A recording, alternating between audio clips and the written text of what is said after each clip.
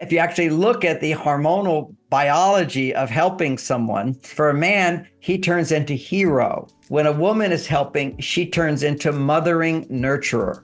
I know that's outdated, but that's what that system was. Because if a man's providing from the outer world, she feels, I have what I need to survive and to feel safe. So now I can unconditionally give to my child because I'm receiving so much.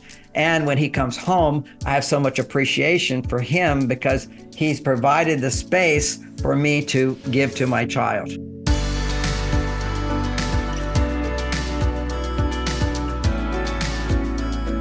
Something women today will say to their husbands, I just need you to hold the space for me. And men don't know what you're talking about. Hold the space Hold for the me. space. What does that mean? It's the same thing as at the more traditional situation. I create a space for her to raise her children feeling safe, where she doesn't have to worry about money. And, she can freely give to her child and she has help. I'm helping her help the child. So I create that space. So in modern times, what women are primarily needing from a man that men do not understand has to be communicated to them in a language they can make sense of from their point of view. But the space is a space where I can freely express myself without feeling I'm going to be judged as irrational, as overreacting, as unworthy of love, as undesirable, as a little crazy or ridiculous. All these things, guys will roll their eyes and they don't know they're insulting you. They're going, well, that's ridiculous. Well, that's silly. Why would you be upset about that? Or why do you have so many complaints about this and this and this? He just doesn't understand the female psyche. And what I've shared today, some women are trying to hide and they might get mad at me, but the female psyche looks at problems and feels good talking about them. If we look at the whole foundation of the biggest industry in America, there's way more therapists, coaches, and counselors than there are doctors and nurses and medical people. And this is huge industry. And primarily it's 90% women who are coming to talk about problems. And if they can talk about problems and somebody is hearing them, they will actually feel better. Now, once they feel better, then if they have a good coach or a good therapist, the coach will help them understand how they're contributing to the problems in their life and what they can do to help solve the problems in their life. One of my criticisms of many forms of counseling is just listening to people. Okay. Listening actually induces a kind of a bit of an addiction to just talking about problems rather than looking at as well, how am I contributing to the problem? Whereas, with a man, I will always counsel differently, which is I'll hear what he's talking about and say, okay, well, what do you think she should have done? That's always easy to look. That's problem solving. Well, how could she have handled you differently? Now, how could you have handled her differently? And now what are you going to do about it? See, that's more of a problem solving dynamic as opposed to for women, I will always focus more on first sharing what they're feeling in terms of reacting to their partner or to their life, going a little deeper into that raises estrogen.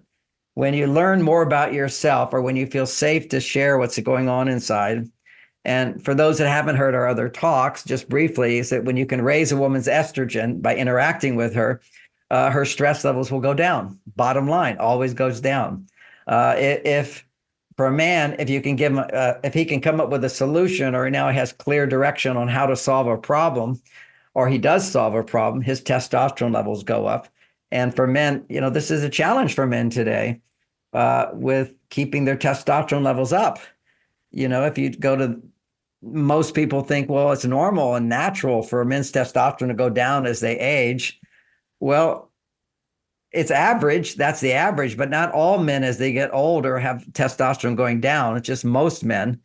I'm at 72 and my testosterone levels have just gone up. I'm 50% higher than I was as a young man. And this is the possibility that a good relationship can support a man and staying anchored in his masculinity, helping a woman find and anchor her into her femininity. Even though at work, maybe she's being very independent and she's making money, doing her job. That's all good. I mean, that's what we're doing right now. We're doing work. But then you have a relationship you come home to.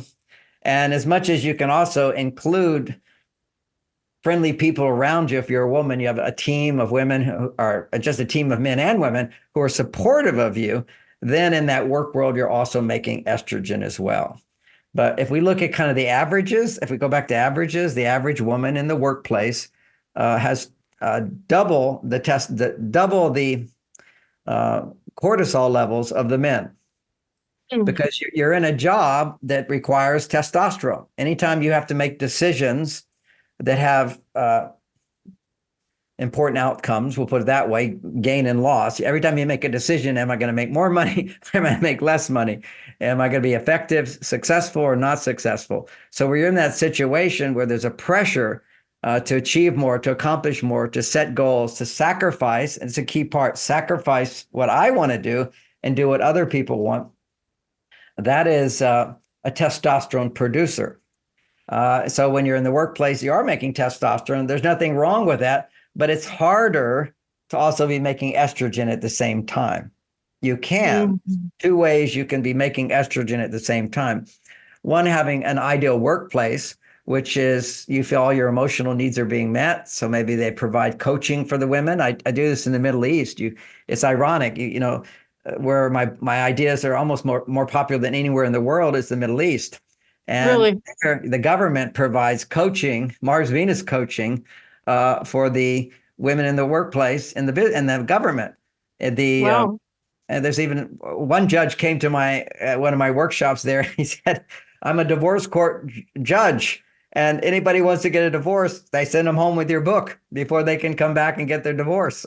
He says that helps so much of the time.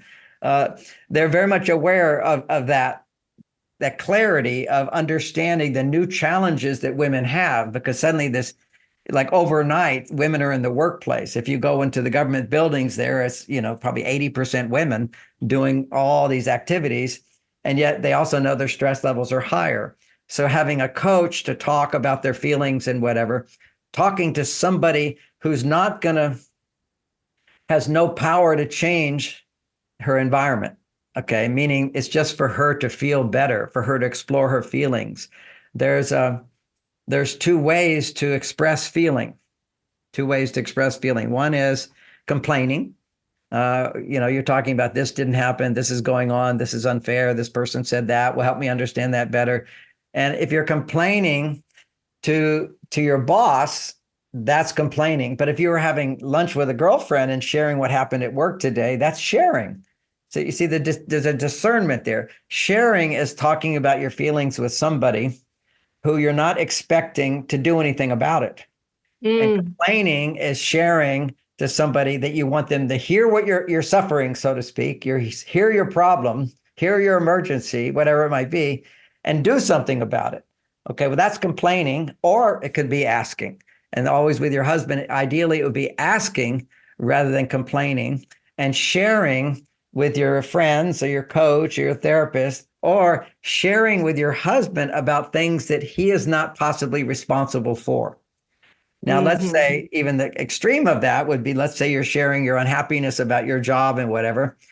Uh, a man might feel really bad because he wishes he could make enough money so you couldn't do that job. Actually, it was a friend of mine was just sharing this story. And Mm. and I said, you have to stop reacting the way you're reacting, I said to him, because you're putting a pressure on her not to be able to talk about the problems at work. Because she knows if I talk about the problems of my job, you're going to feel bad. So now I'm not going to talk about them with you because I don't want you to feel bad. You see how that dynamic is? Whereas Yeah. you need to make it safe for her to talk about her job. And in the back of your head, you can think, gee, I'd like to be able to make more money. But the reality is, my wife is happy to be with me. We have a happy life together. And she's going to, whether she's got a great job or not a great job, she's going to need to share about what's going on. But men have this sort of naive thought that if you have enough money, that women will just be happy all the time. No, that's not the reality. There's this positive and negative side of life, and women need to be able to express that negative side of life in a context where somebody can empathize with their feelings, and then she can more easily shift from looking at the negative to looking at the positive. So this is that Mhm. whole idea of the glass is half full or half empty. The reality is life is always, my life, your life is half full and half empty. That's the way it is for everybody if they tell the truth about what's going on. Some people they just focus on, oh, everything's perfect. That's what they do on social media. But then you don't know what happens in the bedroom, which is nothing. Right. Or you don't Right. know that, you see these couples going to Hawaii and the family, they're all happy. But then when you're the therapist, they're all hating each other and they're jealous of each other and they're, Right. and not that their happiness isn't real as well, but there's this other side to things. And in social media, all we do is we see that positive side, or what appears to be a positive side, and we keep thinking something's wrong with us because there's this half empty cup. But the half empty cup is how we're reacting to our lives. And if you can share that half empty with your partner, the parts that aren't about your partner, then what will happen is, and your partner can witness you sharing problems and feelings that are not positive about other things. And then you have the discipline of shifting gears to what I'm grateful for and what I'm happy about and what I'm proud of, and what I love. So you to the extent anybody focuses on their negativity, you have to be responsible to come back and look at the positive side. And many people don't have that training. What I suggest for anybody, and is to practice writing these things out. Writing is a very powerful way to process and look at the negative and then look at the positive. And some people can't look at the negative. They're just stressed. They can't actually identify that right now I'm frustrated. Right now I'm disappointed. Right now I'm concerned and worried. Right now I'm mad. Right now I'm mad at myself. Right. There's a whole range of emotions inside that many times people can't just immediately access. But if you start writing about, okay, what am I feeling and what else am I feeling? And of course, in all my books, I have a structure of sort of questions to ask yourself to help you go through them, which I call that processing feelings.